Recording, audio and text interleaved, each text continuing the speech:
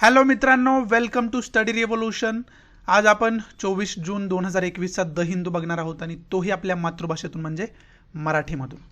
So आज 24 जून 2021चा the Hindu start करण्याच्या अगोदर मी तुम्हाला आपल्या लेक्चरचं कसं स्वरूप असतं ते सांगतो. पहिल्यांदा आपण आर्टिकल डिस्कस करतो आणि त्यानंतर ज्या काही महत्त्वाच्या न्यूज आहेत ना त्या डिस्कस करण्याचा प्रयत्न करतो. आजचा आर्टिकल कोणतं महत्त्वाचं हे बघण्याच्या अगोदर ओव्हरव्ह्यू एक घेऊया. आज पेपरमध्ये कोणकोणत्या प्रकारचे आर्टिकल आलेले आहेत आणि त्याच्यापैकी आपण डिटेलमध्ये कोणकोणते आर्टिकल बघणार आहोत ते बघूया. पहिल्यांदा तर हे आर्टिकल आपण बघणार नाही, कारण हे टोटली पॉलिटिकल बेस आर्टिकल आहे. आपल्यासाठी कोणत्याही महत्त्वाचा फॅक्ट याच्यामध्ये नाही आहे.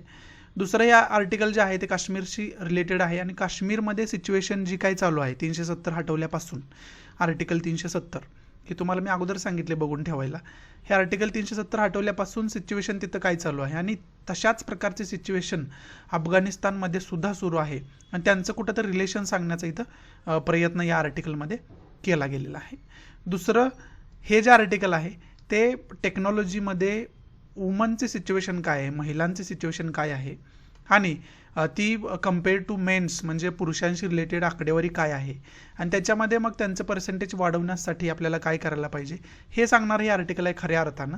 म्हणजे फॉर एक्झाम्पल इथं मोबाईलचं एक्झाम्पल दिलं आहे, किती महिलांकडे मोबाईल आहे आणि किती पुरुषांकडे मोबाईल आहे, कम्पॅरिझन ह्याचं इथं केलेलं आहे. मग त्याचबरोबर आता कोविशिल्डशी रिलेटेड आपण बघितलं होतं. कोविडशी रिलेटेड वॅक्सिन आपल्याला रजिस्ट्रेशन मोबाईलवरूनच करता येते, डिजिटली करता येते आणि त्याच्यामध्ये मग कुठंतरी टेक्नॉलॉजी वापरण्यात महिला कुठंतरी पाठीमागं आहेत किंवा त्याच्यामध्ये प्रगती करण्यासाठी आतापर्यंत पावलं उचलली गेली नाहीत जेवढी उचलायला पाहिजे होती तेवढी.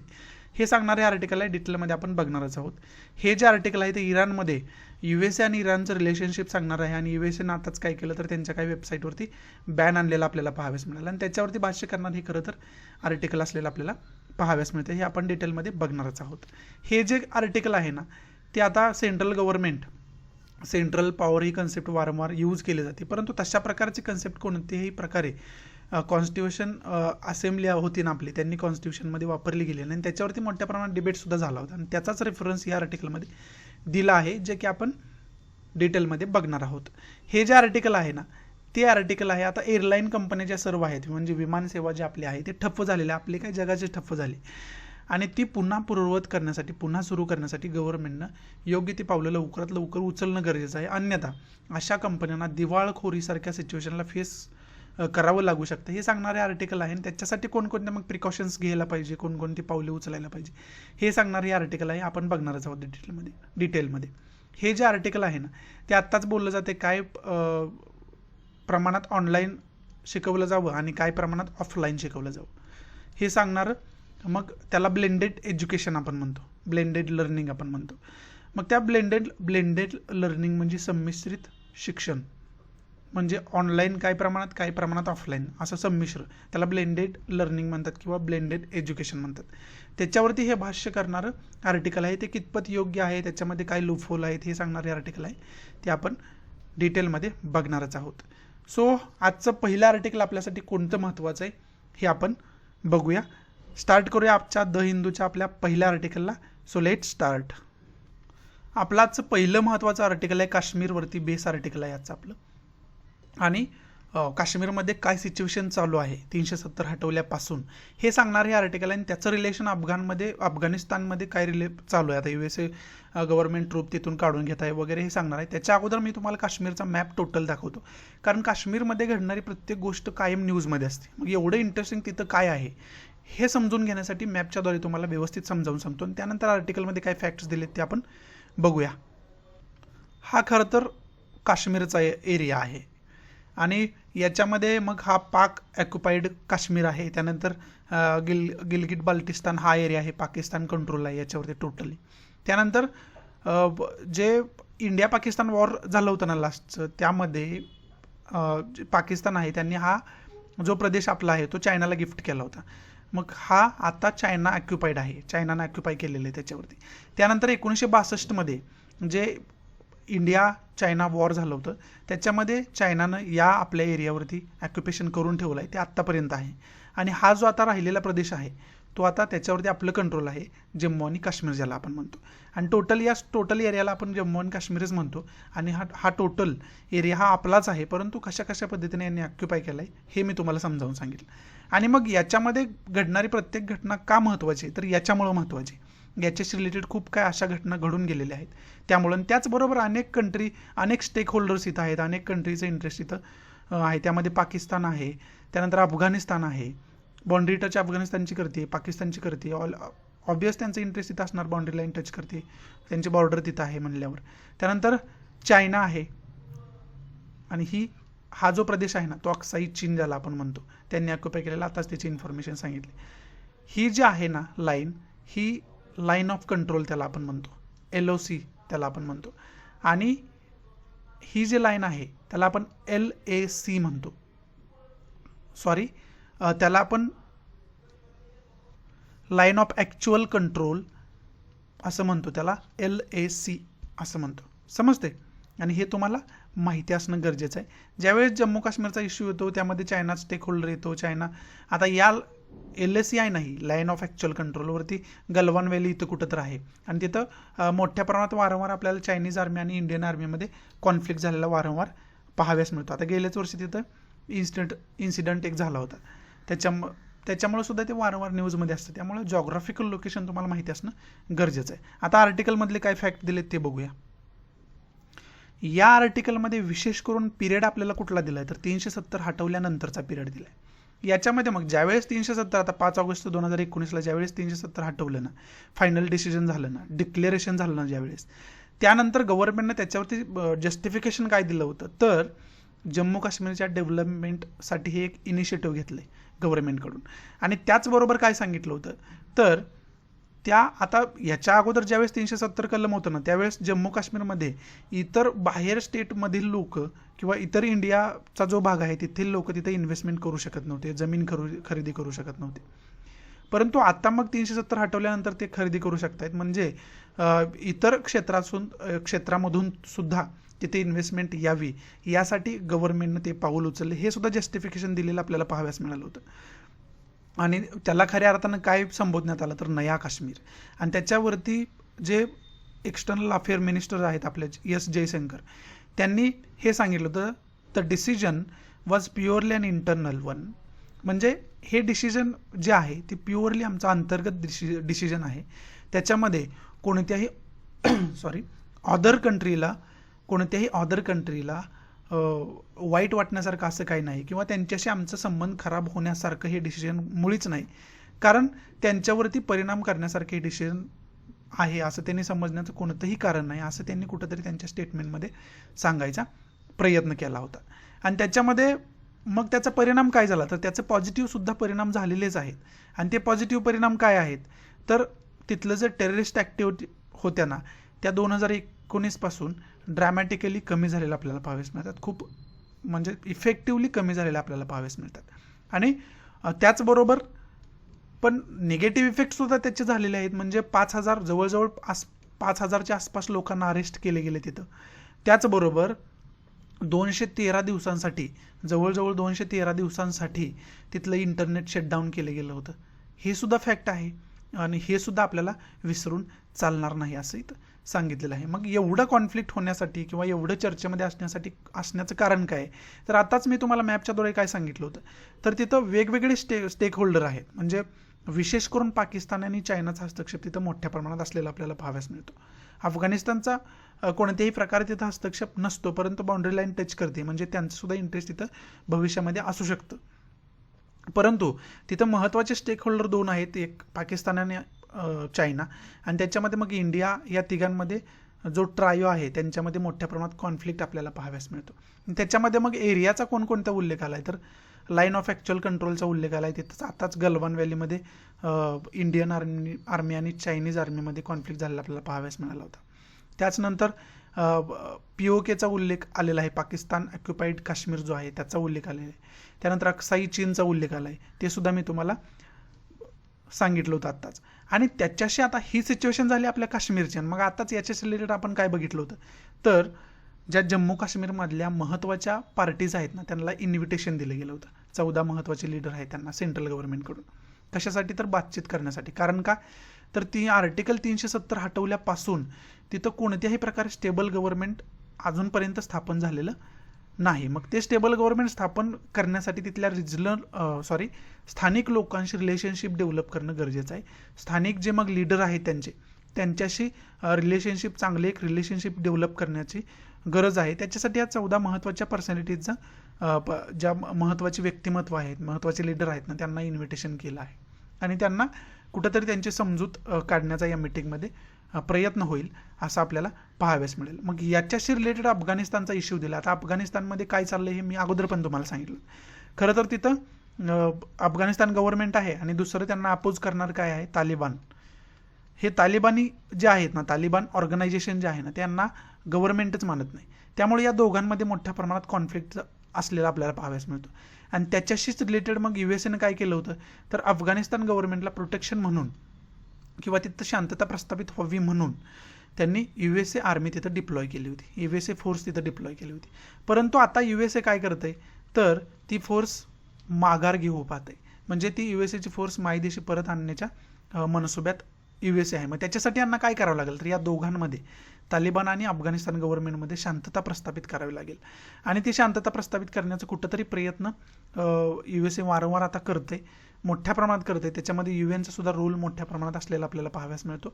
त्याचबरोबर पाकिस्ताननं तालिबानशी बातचीत केलेली सुद्धा न्यूजमध्ये होतं. त्याच्यासाठीच ती बातचीत केली गेली होती, तालिबानची समजूत काढण्यासाठी. आणि तालिबान यांनी सुद्धा काय सांगितलं आता खरं तर ही तालिबान ऑर्गनायझेशन आहे ना, ती टेररिस्ट मानली जायची. परंतु आता त्यांचे जे महत्त्वाचे लीडर आहेत त्यांनी काय घोषणा केली तर आमचा सुद्धा स्टँड शांतता प्रस्थापित करण्याकडे आहे.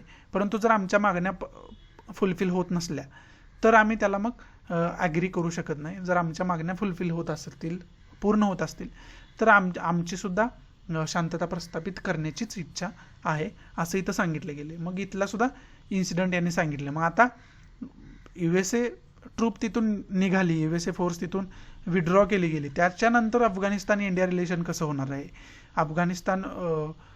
युएसए अफगाणिस्तान रिलेशन कसं असणार आहे, हे या आर्टिकलमध्ये याचा संबंध जम्मू काश्मीरमधल्या सिच्युएशनची खऱ्या अर्थानं जोडण्याचा प्रयत्न केला आहे. मग याच्यातून आपल्याला शिकण्यासारखं काय आहे तर याच्यातून आपल्याला पहिल्यांदा तर इंटरनॅशनल रिलेशनच्या दृष्टीतून इंडिया अफगाणिस्तान रिलेशनशिप भविष्यात कसं असेल आणि पास्टमध्ये कसं होतं हे बघून ठेवणं गरजेचं आहे. त्याचबरोबर इंडिया युएसए रिलेशनशिप बघून ठेवणं गरजेचं आहे.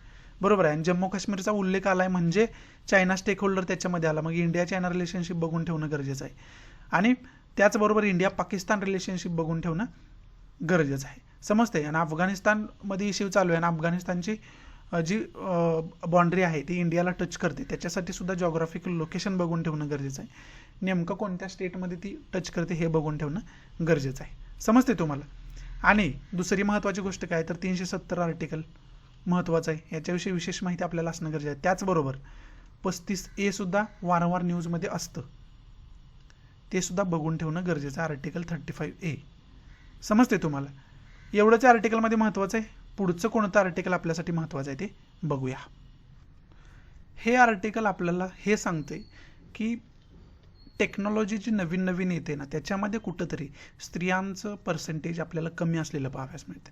म्हणजे कुठंतरी स्त्रिया त्याच्यामध्ये पाठीमागे पडताना दिसत आहेत. मग त्याला अनेक कारणं आहेत, त्याला विशेष करून कल्चरल कारणं आहेत किंवा इतर कोणतीही कारणं त्याला असू शकतात असं या आर्टिकलमध्ये सांगितलं. मग त्याच्यामध्ये एक महत्त्वाचा डेटा काय दिला आहे, according to a global system for mobile communication GSMA यांच्या अकॉर्डिंग त्यांनी आकडेवारी काय दिली तर over 390 million women in low and middle income countries do not have internet access.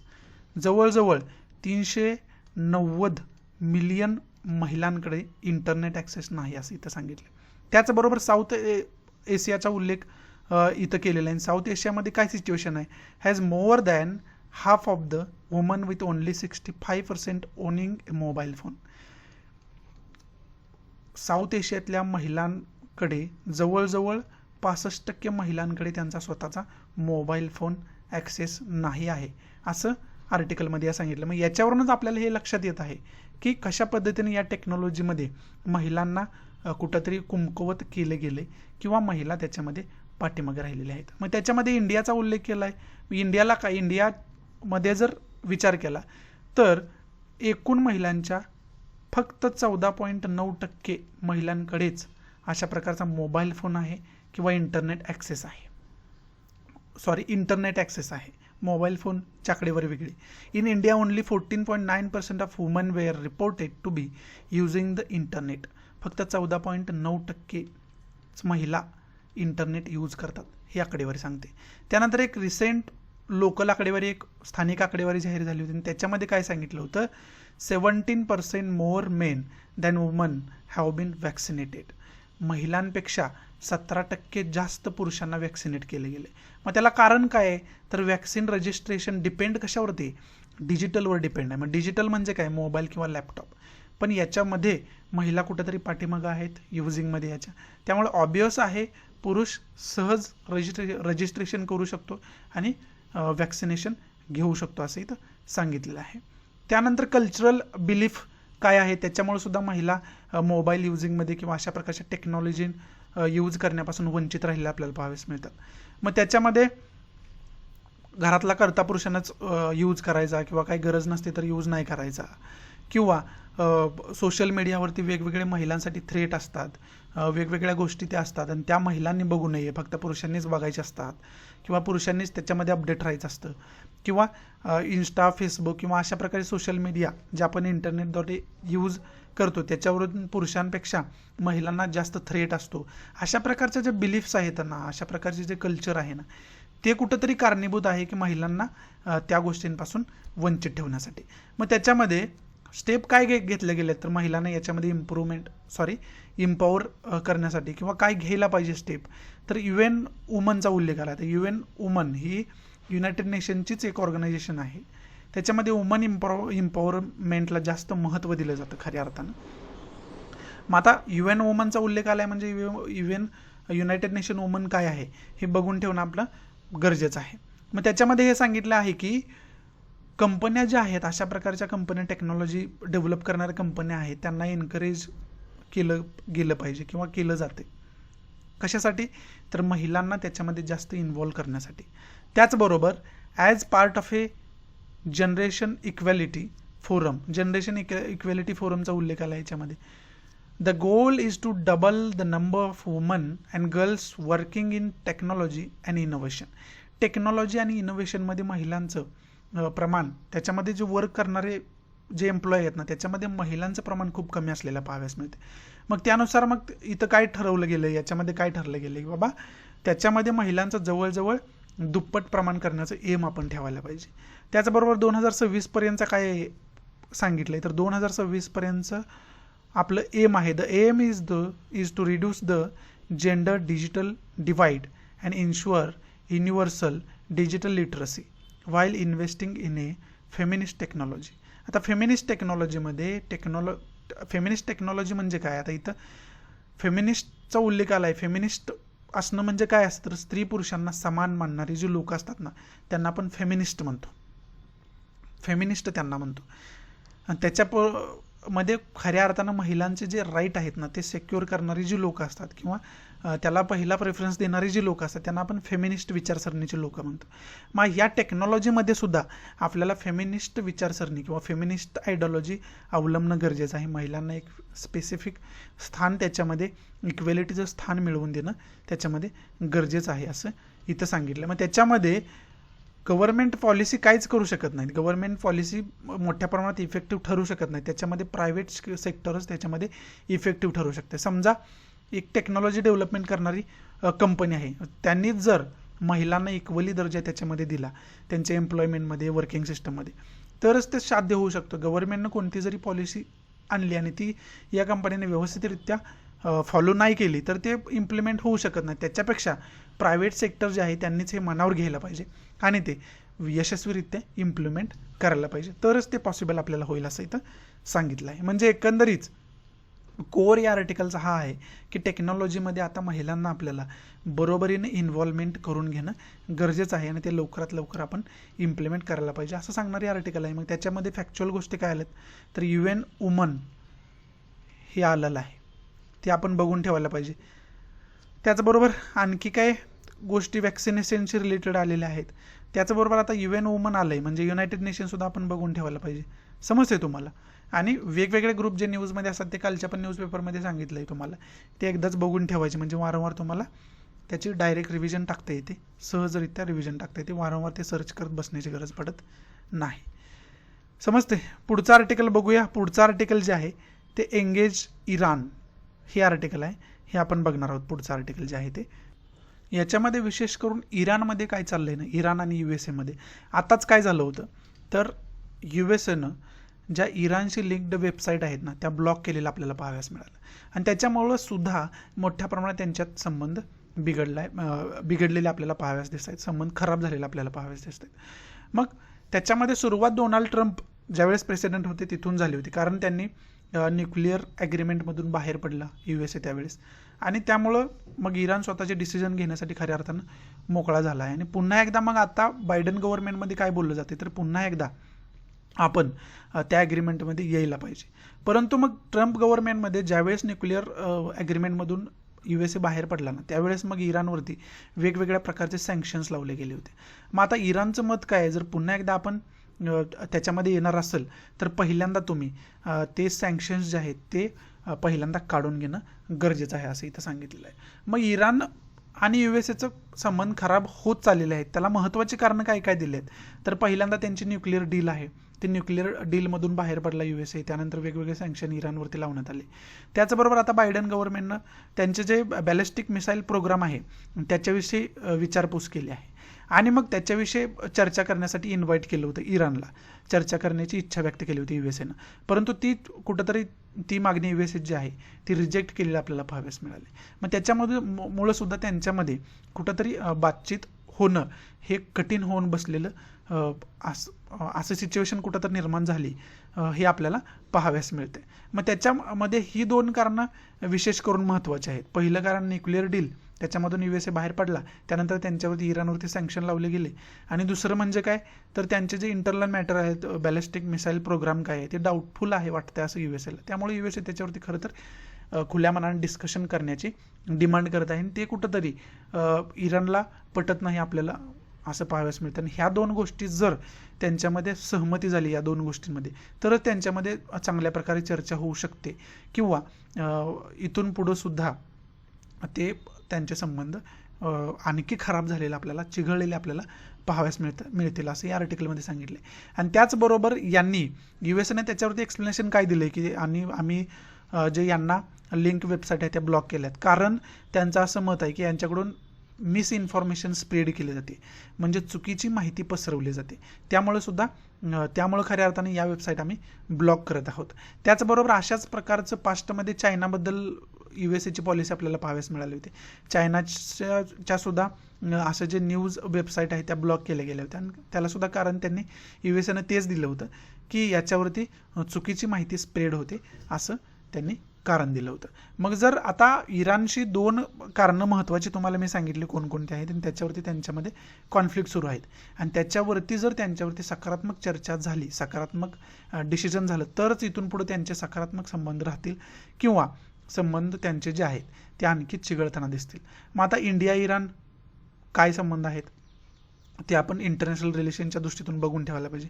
त्याचबरोबर इंडिया USA तर बघायचंच आहे, समजते? एवढंच या आर्टिकलमध्ये महत्त्वाचं आहे. पुढचं महत्त्वाचं आर्टिकल आपल्यासाठी कोणतं आहे ते बघूया. हे जे आर्टिकल आहे ते आपल्याला युनियन गव्हर्नमेंट या कन्सेप्टवरती बोलताना आपल्याला पाहाव्यास मिळतं. वारंवार आपल्याला काय ऐकायला मिळतं, न्यूजमध्ये काय पाहायला मिळतं, तर सेंट्रल गव्हर्नमेंट. परंतु खरं तर आपलं गव्हर्नमेंट जे आहे ते युनियन गव्हर्नमेंट पद्धतीमध्ये येतं, सेंट्रल गव्हर्नमेंट नाही. कोणत्याही प्रकारे अशा प्रकारचं स्टेटमेंट किंवा अशा प्रकारची कन्सेप्ट घटनेमध्ये ओरिजिनल घटना जी आपली होती ना त्याच्यामध्ये वापरलं गेलं नाही. त्याच्यामध्ये ओरिजिनल घटनाचा इथं सांगितलं, ओरिजिनल घटनेमध्ये 395 कलम होती, 22 पार्ट होते. त्याच्यामध्ये कोणत्याही प्रकारे जे सेंट्रल गव्हर्नमेंट ही कन्सेप्ट वापरली गेली नव्हती. त्याच्यामध्ये टोटली भाष्य कशावर झालं होतं तर युनियन गव्हर्नमेंटवरती झालं होतं. त्याच्यामध्ये आर्टिकल फर्स्टमध्येच आपल्याला काय दिलंय, India that is a Bharat shall be union of state, राज्यांचा एक संघ असेल, म्हणजे इंडिया म्हणजे भारत हा राज्यांचा संघ असेल असं आर्टिकल 1 मध्ये आपल्याला सांगितलेलं पाहाव्यास मिळतं. मग आता ही जी सेंट्रल गव्हर्नमेंट जी कन्सेप्ट आपण वापरतोय ती टोटली सेल्फ फॉर्म आहे, म्हणजे आपण निर्माण केलेली आहे. घटनेमध्ये कोणत्याही प्रकारे त्याला स्थान दिलं गेलेलं नाही असं हे आर्टिकल सांगतं. आणि त्याच्यामध्ये मग जवाहरलाल नेहरूने ज्यावेळेस जाहीरनामा घटनेचा सांगितला होता किंवा जाहीरनामा प्रस्तावित केला होता डिसेंबर 13, 1946 रोजी, त्यामध्ये सुद्धा त्यांनी सांगितलं होतं की जे आपलं जे गव्हर्नमेंट असेल ना ते युनियन ऑफ टेरिटरी असेल, म्हणजे वेगवेगळ्या टेरिटरींनी बनलेला एक संघ असेल आणि ते कोऑपरेटिव्हली कार्य करेल. म्हणजे त्यांनी सांगितलं होतं की जे वेगवेगळे टेरिटरीज आहेत ना, वेगवेगळे राजघराणं त्यावेळेस होतं, प्रोव्हिन्स वेगवेगळे होते, त्यांना जॉईन करण्यासाठी त्यांनी आव्हान केलं होतं की आपलं जे गव्हर्नमेंट असेल ते वेगवेगळ्या राज्यांचा संघ असेल आणि त्याच्यासाठी तुमची जर इच्छा असेल तर तुम्ही त्याला जॉईन करू शकता असं त्यांनी आव्हान केलं होतं. मग त्याच्यासाठी सुद्धा आव्हान करत असताना सुद्धा त्यांनी ते सेंट्रल गव्हर्नमेंटचा, केंद्रीय प्रशासनाचा कोणत्याही प्रकारे उल्लेख केलेला आपल्याला पाहाव्यास मिळाला नाही. त्याचबरोबर ज्यावेळेस डॉक्टर बाबासाहेब आंबेडकर याच्यावरती बोलतात ना त्यावेळेस ते काय म्हणतात, the federation is a union because it is a indestructible. Doctor Babasaheb Ambedkar म्हणतात म्हणजे जे आपलं फेडरेशन आहे ते युनियन आहे. कारण का, म्हणजे आपलं संघराज्य पद्धती आहे ते युनियन आहे. कारण का, तर ती इनडिस्ट्रक्टिबल आहे, म्हणजे ते डिस्ट्रक्टिबल नाही, म्हणजे त्याच्यामध्ये परत स्प्लिट होऊ शकत नाही, ते डिस्ट्रक्ट होऊ शकत नाही, ते परत मोडू शकत नाही एकदा एकत्र आल्यानंतर. त्यामुळे आपलं युनियन आहे, फेडरेशन सिस्टम जे आपली आहे ती युनियन आहे असं डॉक्टर बाबासाहेब आंबेडकर म्हणतात. म्हणजे त्याच्यामध्ये कोणत्याही प्रकारचे सेंट्रल गव्हर्नमेंटचा उल्लेख केला गेलेला नव्हता असं या आर्टिकलमध्ये सांगण्याचा प्रयत्न केला. मग या आर्टिकलमध्ये ओरिजिनल राज्यघटनेमध्ये किती कलमं होते, पार्ट किती होते याचा उल्लेख आला, म्हणजे ते आपण अभ्यास करून ठेवायला पाहिजे. त्याचबरोबर आर्टिकल फर्स्ट इथं आलंय, मग आर्टिकल फर्स्ट काय आहे, त्याचं एक्सप्लेनेशन काय आहे, त्याच्यावर डिबेट कोणता आहे का हे आपण बघून ठेवायला पाहिजे. त्याचबरोबर 1946 मधलं जवाहरलाल नेहरूंचं एखादं स्पीच वगैरे असेल किंवा ते लेखी स्वरूपात असेल तर ते तुम्ही वाचून ठेवायला पाहिजे. बरोबर आहे. आणि त्याचबरोबर आपली जी फेडरल सिस्टम आहे, संघराज्य पद्धती, त्याच्याविषयी विशेष अभ्यास करून ठेवायला पाहिजे. आणि ती फेडरल सिस्टम आपण कुठून घेतली आहे, कोणत्या राज्यघटनेकडून, कोणत्या देशाच्या राज्यघटनेकडून घेतली आहे ते सुद्धा आपण बघून ठेवणं गरजेचं होऊन बसतं. समजते तुम्हाला. आणि दुसरं महत्त्वाचं काय आहे तर कॉन्स्टिट्यूशन असेंब्ली जी आपली होती, कॉन्स्टिट्यूंट असेंब्ली ज्याला म्हणतो आपण, त्या कॉन्स्टिट्यूशन असेंब्लीमध्ये किती मेंबर होते, कोणकोणते होते, महत्त्वाच्या पर्सनॅलिटी त्यामध्ये कोणकोणत्या होत्या, ते सर्व आपण बघून ठेवायला पाहिजे. ते आपल्याला खूप महत्त्वाचं होऊन बसतं. समजते तुम्हाला. एवढ्या आर्टिकलमध्ये आपल्यासाठी घेण्यासारखं आहे एक्झामसाठी, त्याच्यासाठी आर्टिकल खरं तर महत्त्वाचं होतं, एवढंच इम्पॉर्टंट आहे. पुढचं जे आर्टिकल हे आहे ना ते आर्टिकल आहे एअरलाईन कंपन्या ज्या आहेत त्यांच्यावरती वाईट दिवस येताना खरं तर आपल्याला दिसतात. कारण का, तर कोविड-19मुळं जवळजवळ वर्षभरासाठी जर बघितलं वर्षाचा कालावधी यामधला, तर त्या एअरलाईन कंपन्या रेग्युलर चालू नसताना आपल्याला दिसत आहेत, बंद असताना दिसत आहेत. मग अशी जर सिच्युएशन कायम राहिली ना तर त्यांच्यावरती किंवा अजून काही कालावधीसाठी अशी सिच्युएशन राहिली तर त्यांच्यावरती दिवाळखोरीला सामोरं जाण्याशिवाय पर्याय राहणार नाही असं सांगणारे आर्टिकल आहे. म्हणजे त्यांना इन्सॉल्वंट त्या कंपन्या होतील. मग त्याच्यासाठी गव्हर्नमेंटनं किंवा जगातील सर्व कंट्रीजनं मिळून एक पॉझिटिव्ह डिसिजन घेणं गरजेचं आहे. मग त्याच्यासाठी तुम्ही वेगवेगळे पर्याय अवलंबू शकता. म्हणजे असा पासपोर्ट काढा की त्याच्यामध्ये वॅक्सिनेशनला वेगळं स्थान दिलेलं असावं, म्हणजे वॅक्सिनेशन झाल्याशिवाय तुम्हाला पासपोर्ट मिळणार नाही. अशा प्रकारची पद्धती डेव्हलप करा, त्याच्यामुळे सुद्धा खूप फायदा होऊ शकतो. त्याचबरोबर तिथं क्वारंटाईन सिस्टम आपण डेव्हलप करणं गरजेचं आहे. ज्यावेळेस या देशातून किंवा इतर देशातून या देशामध्ये पॅसेंजर येतो किंवा या देशातून दुसऱ्या देशात जातो त्यावेळेस तिथंच त्यांना क्वारंटाईन करण्याची सुविधा तिथं करायला पाहिजे. त्याचबरोबर RT-PCR टेस्ट असेल किंवा इतर ज्या कोरोनाशी रिलेटेड टेस्ट आहेत त्या डेव्हलप करण्याचं काम आपल्याला करायला पाहिजे. त्याचबरोबर वॅक्सिन पॉलिसी, त्यांच्यासाठी एक वेगळी वॅक्सिन पॉलिसी करायला पाहिजे लवकरात लवकर त्या पॅसेंजरला वॅक्सिन देण्यासाठी, जेणेकरून या कंपन्यांना पूरक असं वातावरण निर्माण होईल आणि या कंपन्या रेग्युलर चालू राहतील. बरोबर आहे. हे जर अडथळे वगळले तर आपण सरळ या कंपन्या व्यवस्थितरित्या रेग्युलरली चालू करू शकतो असं या आर्टिकलमध्ये सांगितलं आहे. एवढंच आर्टिकलमध्ये महत्त्वाचं आहे. पुढचं आर्टिकल आपल्यासाठी कोणतं महत्त्वाचं आहे ते बघूया. हे आर्टिकल आपल्याला ब्लेंडेड एज्युकेशनवरती सांगतंय. ब्लेंडेड एज्युकेशन म्हणजे संमिश्र शिक्षा. म्हणजे काय प्रमाणात ऑफलाईन शिकवायचं आणि काय प्रमाणात ऑनलाईन शिकवायचं. मग आताच UGCची गाईडलाईन नवीन आलेली आपल्याला पाहाव्यास मिळाली. त्याला युनिव्हर्सिटी ग्रँड कमिशन असं म्हणतात. आता UGCचा उल्लेख आला म्हणजे याचे बेसिक इन्फॉर्मेशन काढून ठेवायला पाहिजे लगेच. त्यांनी गाईडलाईन ही दिली होती की 40% जे हायर एज्युकेशन आहे ना आपलं, ते 40% ऑनलाईन शिकवलं पाहिजे आणि 60% ऑफलाईन शिकवलं पाहिजे. परंतु वेगवेगळ्या क्षेत्रातून खरं तर याच्यावरती टीका होती आणि आर्टिकलमध्ये सुद्धा सांगितले खरं तर हे ग्राउंड लेवलला पॉसिबल आहे का, कारण ग्राउंड रियालिटी वेगळी आहे. मग त्याच्यामध्ये आकडेवारी जर बघितलं तर 60% जास्त जी कॉलेज आहेत किंवा हायर एज्युकेशन इन्स्टिट्यूट आहेत त्या रुरल एरियामध्ये आहेत. म्हणजे जवळजवळ तिथं इंटरनेट ॲक्सेसिबिलिटी कमी आहे किंवा नाहीच्या बरोबर आहे. मग त्यांना हे करता येईल का. आणि त्याचबरोबर याच्यापैकी 78% आसपास जे हायर एज्युकेशन इन्स्टिट्यूट आहेत ते प्रायव्हेट क्षेत्राकडे आहेत. मग त्यांना ते खरं तर अफोर्डेबल आहे का. हे कोण अफोर्डेबल करू शकतं, तर मोठमोठे कॉर्पोरेट सेक्टर जे आहेत त्यांनी ओन केलं आहे. अशा इन्स्टिट्यूशन ओन केले आहेत. तेच फक्त अशा प्रकारचं एज्युकेशन अफोर्ड करू शकतात. मग आता ऑनलाईन एज्युकेशनचा जर विचार केला तर त्याच्याशी रिलेटेड जे इन्स्ट्रुमेंट आहेत ते प्रत्येक इन्स्टिट्यूटला परवडणार आहे का याचा सुद्धा विचार करणं याच्यासाठी गरजेचं आहे. आणि त्याचबरोबर इंटरनेट ॲक्सेसिबिलिटी आपल्या कंट्रीमध्ये 100% नाही आहे, अजून खूप कमी प्रमाणात आहे. मग त्याचासुद्धा आपण या डिसिजनच्या अगोदर विचार करायला पाहिजे होता असं सांगणार कुठंतरी आर्टिकल. आणि त्याचबरोबर ऑनलाईन एज्युकेशन 40% झालं त्याच्यामध्ये मग काय होणार तर क्लासरूममध्ये न जाता ऑनलाईन आपण मोबाईलद्वारे किंवा लॅपटॉपद्वारे एज्युकेशन करू शकतो, लेक्चर बघू शकतो असं इथं सांगितलं. परंतु इंटरॅक्शन टीचरमध्ये आणि स्टुडंटमध्ये जे इंटरॅक्शन फिजिकली व्हायला पाहिजे, फेस टू फेस इंटरॅक्शन व्हायला पाहिजे, ते खरं तर होताना आपल्याला दिसणार नाही. त्यामुळं स्टुडंटचे जे पर्सनॅलिटी डेव्हलपमेंट आहे किंवा व्यक्तिमत्व विकास आहे तो कुठंतरी खुंटताना भविष्यात आपल्याला दिसू शकतो असं या आर्टिकलमध्ये सांगितलेलं आहे. म्हणजे हा जो डिसिजन घेतलेला आहे 40-60चा जो पॅटर्न घेतलेला आहे ना, तो कुठंतरी विचार करून डिसिजन त्याच्यावरती घ्यायला पाहिजे. सर्वांगीण डिसिजन तो नसला किंवा सर्वव्यापक डिसिजन तो नसलेला आपल्याला पाहाव्यास मिळतो असं या आर्टिकलमध्ये सांगितलेलं आहे. समजतंय. एवढंच या आर्टिकलमध्ये महत्त्वाचं आहे. इथं खरं तर आजच्या आपली आर्टिकल डिस्कशन आपलं संपत आहे. आता महत्त्वाच्या कोणकोणत्या न्यूज आहेत ना त्या न्यूज बघायला सुरुवात करूया. पहिली जी न्यूज आहे ती आपल्याला जो माल्या प्रकरण आहे, नीरव किंवा मेहुल चोक्सी प्रकरण आहे, हे जे बँकांचे पैसे बुडवून बाहेरच्या कंट्रीत फरार झालेले आहेत त्यांच्या ज्या व्यक्तिगत प्रॉपर्टीज होत्या ना त्या आता इन्फोर्समेंट डिपार्टमेंटकडून सील केल्या होत्या आणि त्या आता बँकांकडे संबंधित बँका ज्यांना यांनी फसवलं आहे त्यांच्याकडे सुपूर्द करण्यात आले. आणि त्याची कॉस्ट जवळजवळ 8,441 कोटी रुपये एवढी आहे. आणि आता याचा निलाव करून त्या बँका पैसे तेवढे तरी वसूल करू शकतात. परंतु यांनी जी बुडवलेली अमाऊंट आहे ना ती जवळजवळ 22,585 कोटीपर्यंत आहे असं आपल्याला पाहाव्यास मिळतंय.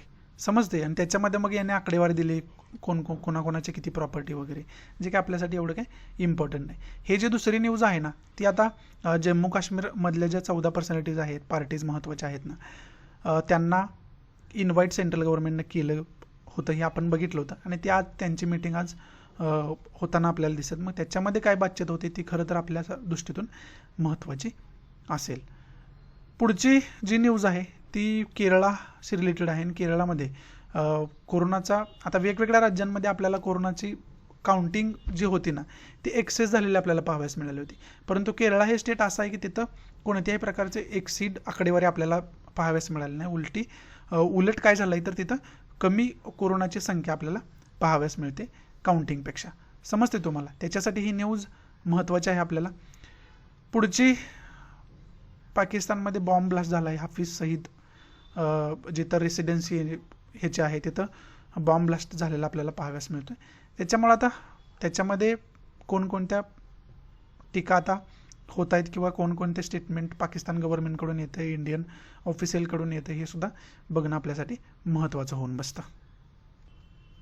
ही न्यूज आहे ती आता सेंट्रल गव्हर्नमेंट आणि वेस्ट बेंगाल गव्हर्नमेंट यांच्यामध्ये मोठ्या प्रमाणात कॉन्फ्लिक्ट सुरू आहे. त्याच्यामध्ये मग एक स्टेक होल्डर कोण होते तर अल्पन बंदोपाध्याय जे फॉर्मर चीफ सेक्रेटरी वेस्ट बेंगॉलचे होते त्यांनी परत रिझाईन केलं. परंतु आता ममता बॅनर्जीकडून ॲलिगेशन काय केले गेले सेंट्रल गव्हर्नमेंटवरती तर सेंट्रल गव्हर्नमेंट ही स्वतःच्या पॉवरचा चुकीचा वापर करते आणि अल्पन बंदोपाध्याय जे आहे त्यांना त्यांच्यावरती मोठ्या प्रमाणात त्यांना शिक्षा कशी होईल यासाठी प्रयत्नशील असलेलं पाहाव्यास मिळते, असं ॲलिगेशन ज्या ममता बॅनर्जी आहेत वेस्ट बेंगालच्या प्राईम मिनिस्टर चीफ मिनिस्टर त्यांनी आपल्याला केलेलं पाहाव्यास मिळते. समजते, त्याच्यासाठी ही न्यूज महत्त्वाची आहे. आणि वेस्ट बेंगॉल आणि सेंट्रल गव्हर्नमेंट यांच्यामध्ये मोठ्या प्रमाणात वारंवार कॉन्फ्लिक्ट आपल्याला पाहाव्यास मिळतो. त्याचबरोबर त्याच्याशी रिलेटेड आत्ताच का कॉन्फ्लिक्ट होता, तर यस सायक्लोन जे आलं होतं त्याची जी आढावा बैठक ठेवली होती त्याच्यासाठी वेस्ट बेंगाल चीफ मिनिस्टर त्या गैरहजर राहिलेला आपल्याला पाहाव्यास मिळाला. त्याच्यामुळे सुद्धा कॉन्फ्लिक्ट जास्त वाढलेला पाहाव्यास मिळाला. मग त्याच्यामुळे यस सायक्लोन जास्त न्यूजमध्ये होतं. त्यावेळेस तुम्ही ते बघून ठेवलं नसेल तर यस सायक्लोन बघून ठेवा, तौक्ती सायक्लोन बघून ठेवा. त्याचबरोबर त्याच्या अगोदर निसर्ग सायक्लोन आलं होतं ते बघून ठेवायचं, त्याच्यासाठी ते महत्त्वाचं होऊन बसतं. पुढची न्यूज बघू कोणती महत्त्वाची आहे. ही न्यूज जी आहे ती आंध्र प्रदेश गव्हर्नमेंटशी रिलेटेड न्यूज आहे. त्यांनी आत्ताच काय सांगितलं सुप्रीम कोर्टाला की 11-12वीची एक्झाम आम्ही घेणार आहोत आणि त्या फिजिकली घेतल्या जातील आणि त्याच्याशी रिलेटेड जी काय प्रिकॉशन कोविड-19 विषयी आहे ती व्यवस्थितरित्या घेतली जाईल असं सुप्रीम कोर्टाला आंध्र प्रदेश गव्हर्नमेंटकडून सांगण्यात आलेलं आहे. आणि त्यांच्याकडून हे सुद्धा सांगण्यात आलं की 11-12वीची एक्झाम ही खूप महत्त्वाची असल्यामुळं ती व्यवस्थितरित्या आपल्याला घेणं गरजेचं आहे. त्याच्यासाठी आम्ही हे पाऊल उचलत आहोत असं सुप्रीम कोर्टाला त्यांनी सांगितलं, आपल्याला पाहाव्यास मिळालं. पुढची ही जी न्यूज आहे ना ती दिल्ली हायकोर्टाशी रिलेटेड आहे. दिल्ली हायकोर्टामध्ये फेसबुक आणि व्हॉट्सअपनं पुन्हा एकदा पिटिशन दाखल केली होती. कशाबद्दल, तर कॉम्पिटिशन कमिशननं त्यांना त्यांची जी नवीन प्रायव्हसी पॉलिसी आहे त्याच्याविषयी डॉक्युमेंट सबमिट करण्यासाठी सांगितलं होतं आणि त्याला कुठंतरी नकार देण्यासाठी यांनी दिल्ली हायकोर्टामध्ये पुन्हा एकदा पिटिशन दाखल केलेली आपल्याला पाहाव्यास मिळाली होती. आणि ती पिटिशन दिल्ली हायकोर्टाकडून रद्द केलेली आपल्याला पाहाव्यास मिळते. आताच रद्द केलेलं आपल्याला पाहाव्यास मिळाले. आणि नंतर पुन्हा एकदा फेसबुक व्हॉट्सअपने पिटिशन दाखल केली. म्हणजे याच्या अगोदर कशाबद्दल पिटिशन दाखल केली होती, तर सेंट्रल गव्हर्नमेंट जे आहे इंडियन गव्हर्नमेंट यांनी व्हॉट्सअप आणि फेसबुकला ज्या नवीन त्यांच्या पॉलिसी आलेल्या आहेत ना त्या प्रायव्हसी पॉलिसीज ज्या आहेत त्याविषयी गव्हर्नमेंटला विशेष माहिती द्यावी असं समज बजावलं होतं. कारण नवीन IT रूल आलेले आहेत त्यानुसार त्यांना ते देणं भाग होतं, कायद्यानुसार करेक्ट होतं. परंतु त्याविरोधात त्यांनी दिल्ली हायकोर्टामध्ये पिटिशन दाखल केली गेली होती त्यांच्याद्वारे व्हॉट्सअप आणि फेसबुकद्वारे. आणि त्यांनी हे त्याच्यात सांगितलं होतं की आमचे जे कस्टमर आहेत त्यांची प्रायव्हेट इन्फॉर्मेशन जर आम्ही इंडियन गव्हर्नमेंटला देत असेल तर ते त्यांच्या प्रायव्हसीचं हनन आहे, जे की KS पुट्टास्वामी केसमध्ये इंडियन सुप्रीम कोर्टानं फंडामेंटल राईटमध्ये म्हणजे फंडामेंटल राईट एवढं त्याला इम्पॉर्टंट आहे हे सांगितलं होतं. आणि ते कुठंतरी बेकायदेशीर आहे असं त्यांचं मत होतं त्याच्यावरती, समजते. आणि ते सुद्धा त्यामुळे सुद्धा व्हॉट्सअप फेसबुक जास्त कॉन्ट्रोवर्शियल होतं त्यावेळेस, जास्त न्यूजमध्ये होतं. आणि ते पुन्हा एकदा आता न्यूजमध्ये आलेलं आपल्याला पाहाव्यास मिळते, समजते. पुढची न्यूज बघू कोणती महत्त्वाची आपल्यासाठी. या न्यूजमध्ये आत्ताच आपल्याला इंडियन नेव्ही आणि USA नेव्हीमध्ये ज्या काय त्यांच्या नवीन टेक्निक आहेत किंवा आपल्या नवीन टेक्निक त्यांना शिकता यावी यासाठी कॉमन प्रॅक्टिस इंडियन ओशनमध्ये करण्यात आली, इंडियन ओशन रिजनमध्ये. त्याच्यासाठी ही न्यूज आपल्यासाठी महत्त्वाची आहे. त्याच्यामध्ये कसं आपल्यामध्ये कॉपरेशन वगैरे आहे हे सुद्धा पाहायला मिळालं किंवा पाहायला मिळत आहे. याच्यासाठी ही न्यूज महत्त्वाची होती आपल्यासाठी. आता इंडियन ओशन आलं आहे, इंडियन ओशन रिजन. मग इंडियन ओशन रिजन काय आहे, तिथं मग आपली कोणती बेटं आहेत हे सर्व आपण बघून ठेवणं गरजेचं आहे, समजते तुम्हाला. आणि इंडियन ओशन रिजन कोणकोणत्या आपल्या स्टेटला किनारपट्टी हिंदी महासागराची लाभलेली आहे हे सुद्धा आपण बघून ठेवणं गरजेचं आहे. पुढची न्यूज बघू कोणती महत्त्वाची आहे. ह्या दोन्ही ज्या न्यूज आहेत त्या चायनाशी रिलेटेड आहेत टोटली. आताच आपण LAC तुम्हाला आता मी सांगितलं होतं लाईन ऑफ ॲक्च्युअल कंट्रोल, तिथं गलवानमध्ये पँगाँग त्सो जे आहे किंवा गलवान व्हॅली आहे तिथं मोठ्या प्रमाणात चायना आणि इंडियन आर्मीचा कॉन्फ्लिक्ट आपल्याला झालेला पाहाव्यास मिळाला होता.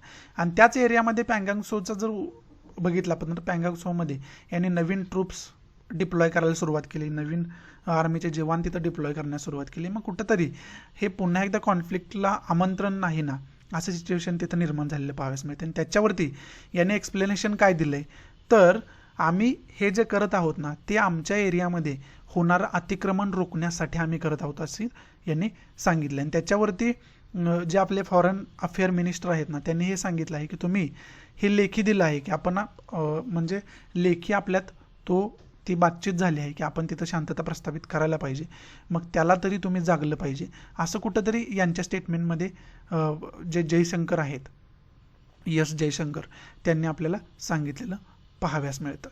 आणि यांनी सरळ सरळ मग त्याच्यावरती एक्सप्लेनेशन काय दिलं आहे तर आम्ही जे करतोय ते आमच्या क्षेत्रातलं अतिक्रमण रोखण्यासाठी करतोय. मग भविष्यात आपण बघू काय काय घडामोडी घडत आहेत. परंतु त्याच्या अगोदर मी सांगितलं इंडिया चायना म्हटलं की कोणता एरिया जास्त न्यूजमध्ये असतो, एकतर गलवान व्हॅली असतं, हॉट स्प्रिंग हा एरिया न्यूजमध्ये असतो, आणि त्यानंतर पँगाँग त्सो हा एरिया न्यूजमध्ये असतो, त्यानंतर LAC line of actual control, ते हे सर्व जे आहे ना ते क्षेत्र ते आपण बघून ठेवणं गरजेचं आहे.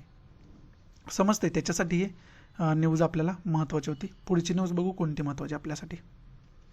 पुन्हा एकदा आपण काल बघितलं की 63 लाखापेक्षा जास्त लोकांना एका दिवसात वॅक्सिनेट केलं गेलं, आणि ही खूप कुठं तर आनंदाची गोष्ट आहे. गेल्या 3 दिवसापासून आपण बघतोय की आपला ट्रेंड खूप मोठ्या प्रमाणात वाढत चाललेला आहे वॅक्सिनेट करण्याचा लोकांना. पहिल्यांदा आपण बघितलं तर 87 लाखापेक्षा जास्त लोकांना एका दिवसात वॅक्सिन केलं होतं, त्यानंतर 50 लाखपेक्षा जास्त लोकांना एका दिवसात वॅक्सिन केलं होतं, आणि कालचं बघितलं तर 63 लाखापेक्षा जास्त लोकांना एका दिवसात आपण वॅक्सिन केलं.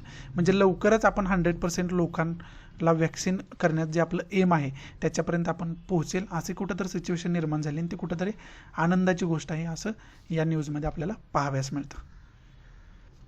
पुढची ही जी न्यूज आहे ना ती ॲडिशनल फूड ग्रेन्स रिलेटेड आहे. ॲडिशनल फूड ग्रेन स्कीम जी संपत आली होती ती नोव्हेंबरपर्यंत एक्सटेंड केली गेली आहे, आणि त्याच्याशी रिलेटेड काय आहे, नॅशनल फूड सिक्युरिटी ॲक्ट, ज्याला नाफ्सा आपण म्हणतो, हा न्यूजमध्ये. मग आता NFSA हा जो ॲक्ट आहे ना तो आपण बघून ठेवणं गरजेचं आहे, त्याची बेसिक इन्फॉर्मेशन आपल्याला असायला पाहिजे. पुढचं जे आहे ते कोविड ज्यांना झालं आहे त्यांना हे माहिती असेल की त्यांचा स्मेल करण्याची किंवा टेस्ट करण्याची ॲबिलिटी जी आहे ती त्या कालावधीमध्ये कमी झालेली आपल्याला पाहायला मिळते. म्हणजे कोणत्याच पदार्थ चव लागत नाही किंवा वास कोणत्याही पद्धतीचा येत नाही. मग हा जो कोविड-19 आहे तो आपल्या मेंदूतला जो ग्रे पार्ट असतो, आता ग्रे पार्ट काय आहे याची बेसिक इन्फॉर्मेशन बघा, किंवा एवढं डिटेलमध्ये जायची काही गरज नाही, परंतु ही न्यूज आहे ह्याची बेसिक माहिती तर तुम्हाला असायलाच पाहिजे, म्हणून मी घेतली ही न्यूज. याच्यामध्ये जो ग्रे मॅटर आहे ह्युमन ब्रेनचा, त्याच्यावरती कोविड-19 इफेक्ट करताना दिसतंय, आणि कोविडमधून सफर करून बरं झालेल्या लोकांवरती सुद्धा फ्युचरमध्ये हा इफेक्ट होऊ शकतो असं या न्यूजमध्ये आपल्याला सांगितलेलं पाहाव्यास मिळते. पुढची जी न्यूज आहे ती रामदेव बाबाशी रिलेटेड आहे. त्यांनी जे ॲलोपॅथीवरती ॲलिगेशन केले होते, ॲलोपॅथीवरती टीका केली होती स्वतःचं प्रोडक्ट खपवण्यासाठी, खरं तर ती आता सुप्रीम कोर्टाने त्याविरोधात त्यांच्यावरती वेगवेगळ्या ठिकाणी गुन्हासुद्धा दाखल केले गेले होते. मग त्या गुन्ह्यांपासून प्रोटेक्शन मिळवण्यासाठी त्यांनी सुप्रीम कोर्टाकडे आता धाव घेतली आहे. FIRच्या अंतर्गत त्यांच्यावरची कारवाई होणार होती त्याच्या विरोधात, समजते. त्यामुळं हे न्यूजमध्ये त्याच्यापेक्षा ह्यांचं प्रोडक्ट जे आहे कोरोनिल, जे किट आहे कोरोनिल नावाचं प्रोडक्ट ह्यांचं आहे, ह्यांचा असा दावा आहे की हे 100% कोरोनापासून प्रोटेक्शन देतं, ते सुद्धा न्यूजमध्ये. त्यामुळं ते तुम्हाला त्याची बेसिक इन्फॉर्मेशन तुम्हाला असणं गरजेचं आहे.